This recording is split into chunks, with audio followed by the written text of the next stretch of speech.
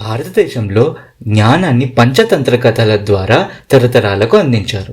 ప్రతి కథలో జీవితానికి ఉపయోగపడే పాఠాలు ఉంటాయి. అందులో ఒకటి మేక బ్రాహ్మణుడి కథ. మంచి మనసుతో ఉండటం ఎంతో గొప్పది, కానీ జ్ఞానంతో కలిపితేనే అది ఉపయోగకరంగా మారుతుంది. గుడ్డిగా అందరినీ నమ్మేయడం వల్ల వచ్చే సమస్యలను ఈ కథ మనకు తెలియజేస్తుంది.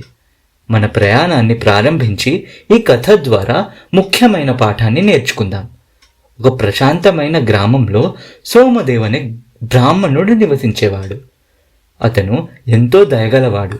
గ్రామస్తులకు సేవ చేయడం, భోజనం పెట్టడం, కష్టాల్లో సహాయం చేయడం అతని స్వభావంగా ఉండేవి. ఎవరు ఎలాంటి వారు అని అడగకుండా అందరికీ సహాయం చేసేవాడు. అదే తన ధర్మం అని భావించేవాడు.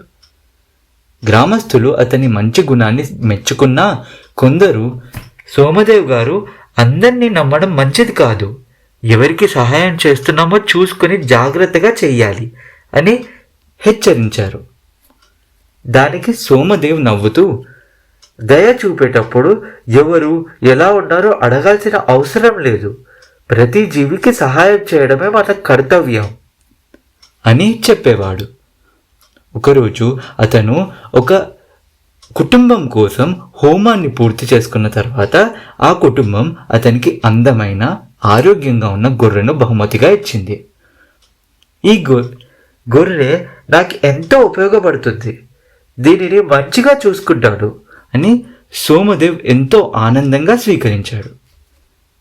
అతను గొర్రెని ఇంటికి తీసుకెళ్తూ ప్రేమగా మాట్లాడిస్తున్నాడు. గొర్రె కూడా అతనిని నమ్మి వెంట నడిచింది. అతడు అడవి మార్గంలో నడుస్తున్నప్పుడు ముగ్గురు అపరిచితులు కనిపించారు. వారు తపస్సుల వేషధారణలో శాంతమైన ముఖాలతో ఉన్నారు. వారు చేతులు జోడించి, ఓ బ్రాహ్మణుడా, ఎక్కడికి వెళ్తున్నావు అని అడిగారు. నేను ఇంటికి వెళ్తున్నాను, ఈ గొర్రె నాకు ఎంతో ఉపయోగపడుతుంది, అందుకే దీనిని నా తోడుగా తీసుకెళ్తున్నాను అని సోమదేవ్ సమాధానమిచ్చాడు. వారు చిరునవ్వుతో, మీరెంతో మంచి మనిషిలా కనిపిస్తున్నారు అని ప్రశంసించారు. తపస్సులు మరింత దగ్గరై, ఈ అడవి మార్గం చాలా ప్రమాదకరంగా కనిపిస్తుంది, నువ్వేమో బ్రాహ్మణుడివి అయినా చాలా బలవంతుడిలా కనిపిస్తున్నావు, మాకు రాత్రి ఈ దారిలో వెళ్ళాలంటే భయంగా ఉంది, మీ ఊరి దాకా మేము కూడా నీతో పాటు వస్తాము, అలా మాకు కాస్త ధైర్యంగా ఉంటుంది అని చెప్పారు. సోమదేవ్ వారి మాటలను విని నమ్మాడు. వారి శాంతమైన ముఖాలను చూసి అతనికి విశ్వాసం మరింత పెరిగింది. వెంటనే, సరే, మీరు నాతో పాటు రండి అని ఆహ్వానించాడు. ప్రయాణమంతా వారి మంచి మాటలు చెప్పి ఆధ్యాత్మిక విషయాలు పంచుకుంటూ అతని విశ్వాసాన్ని మరింత పెంచారు. ఇంటికి చేరుకున్న తర్వాత తపస్సులు, ఓ బ్రాహ్మణ యువకుడా, ధన్యవాదాలు, మాకే ఇంత సహాయం చేశావంటే రోజు నీ సహాయం పొందే ఈ గొర్రె ఎంతో ప్రత్యేకమైనది, దీనికోసం ప్రత్యేకమైన పూజ చేయాలి, అలా చేస్తే ఇది ఆరోగ్యం, శ్రేయస్సును అందిస్తుంది అని చెప్పారు. సోమదేవ్ ఆనందంగా, అవునండి, దీనికోసం ఏం పూజలు చేయాలో చెప్పండి అని అడిగాడు. తపస్సులు, మేము ఇప్పుడు కొన్ని పూజలు చేస్తాము, చేశాక ఈ రాత్రి దీన్ని బయట కట్టేయండి, మేము అర్ధరాత్రి వచ్చి దీనికి ఇంకొక పూజ చేసి దీన్ని ఆశీర్వదిస్తాం, ఉదయం వరకు ఎటువంటి అంతరాయం కలిగించకండి అని సూచించారు. సోమదేవ్ నమ్మకంగా వాడి మాటలను పాటించాడు. ఆ రాత్రి సోమదేవ్ ప్రశాంతంగా నిద్రపోయాడు. కానీ తపస్సుల వేషంలో ఉన్న దొంగలు నిశ్శబ్దంగా గొర్రెను కట్లు విప్పి అడవిలోకి తీసుకెళ్లారు. ఆకాశంలో నక్షత్రాలు మెరుస్తూ దూరంగా అరుపులు వినిపించినప్పటికీ సోమదేవ్కి నిద్ర నుంచి మెలకువ రాలేదు, మరియు అలా వారి మోసం కూడా తెలియలేదు. వారు అతని దయను, నమ్మకాన్ని ఉపయోగించి తమ యోజనను అమలు చేశారు. ఉషోదయం కావడంతో గొర్రెకు ఆహారం పెట్టేందుకు సోమదేవ్ బయటకు వచ్చాడు. కానీ అక్కడ గొర్రె కనిపించలేదు. అతను చుట్టూ చూసి, నా ప్రియమైన గొర్రె ఎక్కడికి పోయింది అని వెతకసాగాడు. పొరుగున వారు వచ్చి, ఏమైందండి అని అడిగారు. అతను బాధగా, నిన్న రాత్రి 3 తపస్సులు నాతో పాటు వచ్చారు.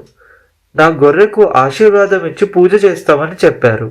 ఇప్పుడేమో అది కనిపించడం లేదు అని చెప్పాడు. వారు తలలు ఊపుతూ, అయ్యో, మీరు చాలా జాగ్రత్తగా ఉండాల్సింది కదండి అని హెచ్చరించారు. సోమదేవ్ బాధలో కూర్చుండిపోయాడు. అతని మంచి మనసును కొందరు దుర్వినియోగం చేశారని గ్రహించారు. తనతో తానే మాట్లాడుకుంటూ, సహాయం చేయాలనుకున్నాను, కానీ సరైన విచక్షణ లేకపోవడం వల్లే ఇది జరిగింది అని బాధపడ్డాడు.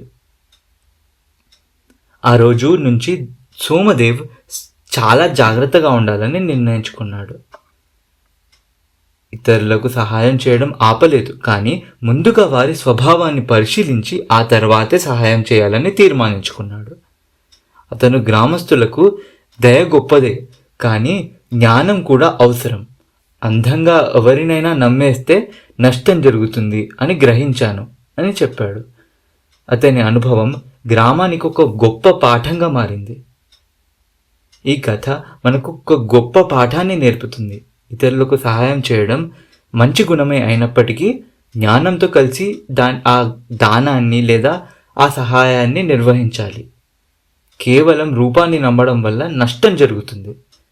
జాగ్రత్తగా పరిశీలించి సరైన నిర్ణయం తీసుకుంటేనే కష్టాలు కూడా అవకాశాలుగా మారుతాయి. మన ప్రయాణంలో దయను జ్ఞానంతో కలిపి ముందడుగు వేయాలని ఈ కథ మనకి ఎల్లప్పుడూ గుర్తు చేస్తుంది.